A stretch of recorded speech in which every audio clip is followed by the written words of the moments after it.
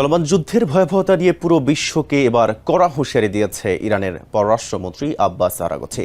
সামাজিক যোগাযোগ মাধ্যমে এক্সে দেওয়া এক পোস্টে তিনি জানান, এই যুদ্ধের বৈশ্বিক নেতিবাচক প্রভাবের তরঙ্গ কেবল শুরু হয়েছে। যুদ্ধের ফলাফল ধনী দরিদ্র ধর্ম বা জাতি নির্বিশেষে প্রত্যেকের উপর আঘাত হানবে এবং কোনো রাষ্ট্র বা গোষ্ঠী এই সংকটের প্রভাব থেকে মুক্ত থাকতে পারবে না।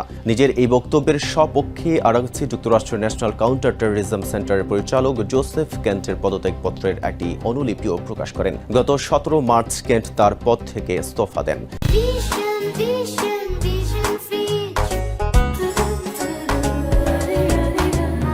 পদত্যাগপত্রে কেন্ট স্পষ্টভাবে উল্লেখ করেন যে তিনি তার নৈতিক বিবেক থেকে ইরানের বিরুদ্ধে চলমান এই যুদ্ধকে সমর্থন করতে পারছেন না। তার মতে ইরান যুক্তরাষ্ট্রের জাতীয় নিরাপত্তার জন্য কোনো আসন্ন হুমকি ছিল না। আব্বাস আরাগচি তার পোস্টে দাবি করেন, বর্তমান ইউরোপ ও যুক্তরাষ্ট্রের অনেক সরকারি কর্মকর্তার মধ্যেই এই যুদ্ধের বিরুদ্ধে প্রতিবাদের কণ্ঠস্বর জোরালো হচ্ছে।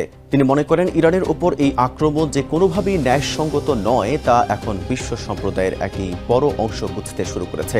আন্তর্জাতিক সম্প্রদায়ের আরও অনেক সদস্যের উচিত জো গ্যান্টের মতো সাহসী পদক্ষেপ অনুসরণ করে এই অন্যায্য যুদ্ধের বিরোধিতা করা। আরাগচির মতে, যুদ্ধের এই বিস্তার রোধ করা না গেলে এর আর্থসামাজিক প্রভাব কেবল মধ্যপ্রাচ্যের সীমানায় সীমাবদ্ধ থাকবে না, বরং তা সারা বিশ্বে ছড়িয়ে পড়বে।